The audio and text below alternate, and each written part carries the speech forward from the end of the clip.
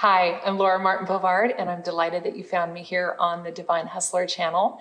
If you don't know me, then you might not know that I am the principal of an interior design firm located in downtown Oakland called LMB Interiors. And this is a business that I have grown off my dining room table over the last 18 years. And I grew that business from a very retracted state of mind. So when I first started the business, I was really carting around a lot of lack stories around not feeling very high self-worth and not feeling that I deserved and lots of things. So I entered the world of interior design in that mindset. And then over the last 18 years, I have been endlessly seeking to heal that place that created those stories in the first place. And now, 18 years later, I have a multi-million dollar, very profitable, very enjoyable beauty making business that is really changing the lives of lots of people.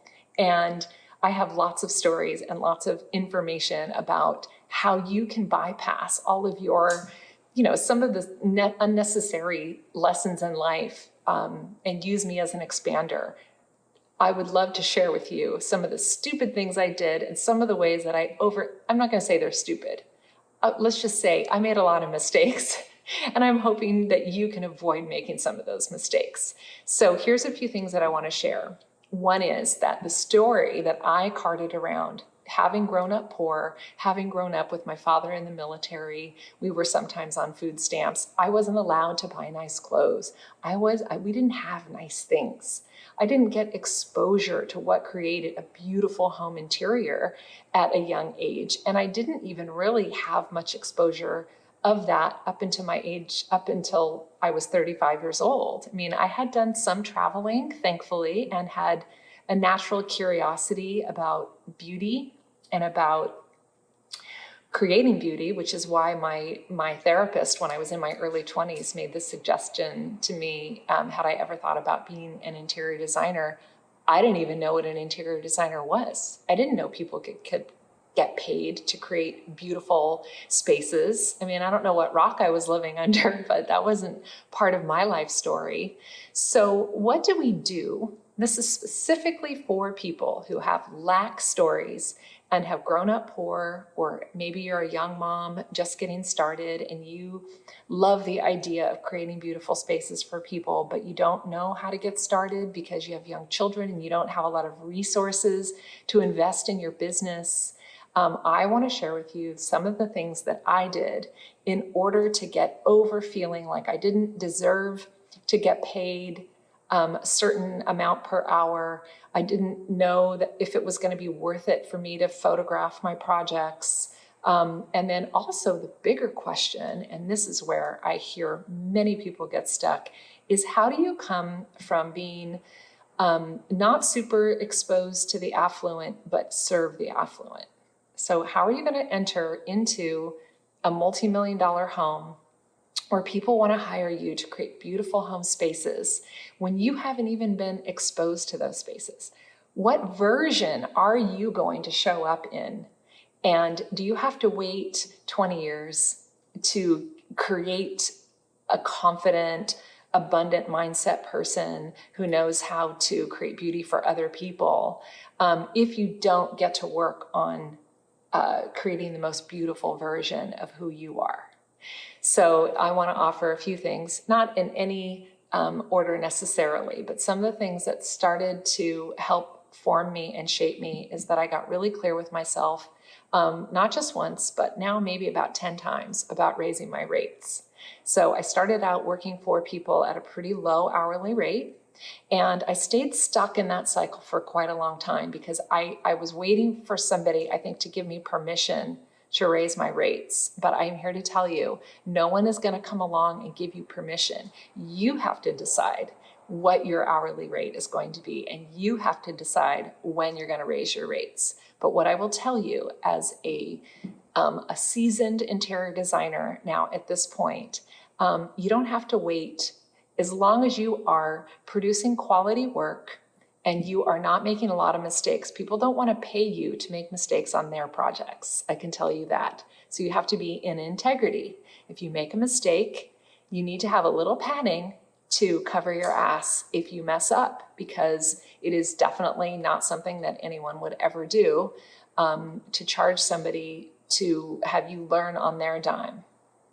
On the other hand, you don't need to get into the practice of throwing yourself on the sword either. So if it's a vendor that made the mistake, I used to always throw myself on my own sword and pay for other people's mistakes, because I felt like my hypervigilance or my perfectionism, in the energy of that, like I would want to clean it up and make it right away without waiting the appropriate amount of time. Sometimes people will come forward and volunteer to cover the cost for mistakes they made. You don't have to pay for other people's mistakes. And that's all a part of the, I think that's just based in perfectionism, and we want to people please. You don't have to be a people pleaser. Setting boundaries teaches people how to respect you, but they can't respect you until you respect yourself.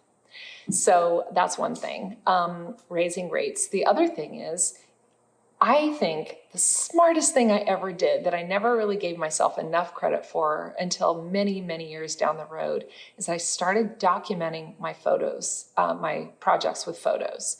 So you want to make sure that you are, when you document your first project or even your second or third or fourth project, you really want to go overboard making sure that it is so beautiful. And how do you do that is you find lovely, kind people in the trade that are willing to loan you things so that you can make your photo shoot as beautiful as you possibly can, and make sure you photograph it. The third thing is, or fourth, I don't know where I am at this point, you want to make sure that you have a website. You cannot be referred to other people if you don't have a website that really represents your brand. And if you don't have the money to invest in a very robust website, at least get yourself a landing page that is well branded and really beautiful. This is an image-based business. As much as I hate that that's true, because I want people to be expressing authentically from their heart and from their creativity, beauty does get us closer to the divine, right? And that's what people are paying you for. They're paying you to get them the feeling of being connected to beauty, which is the thing that puts us in touch with the divine source. And maybe most interior design clients don't want to have that conversation, but that is what we are as beauty makers. And so you want to be photographing it, and you want to make sure that your branding is really quality. The other thing is you have to clean up your own feelings of lack and not deserving. So that is the thing that I love the most about being an interior design principal, is it has really forced me to take a very close-up look at my shadows and all of the places that I hide out feeling like I don't deserve and that I'm not enough. And I love being a design principal, because this business has shaped me to become so in love with my own beauty making skills and my own feelings of abundance that have come because I was afraid to raise my rates, but I did it anyway. Because I was scared to invest the money in doing those photo shoots, but I did it anyway.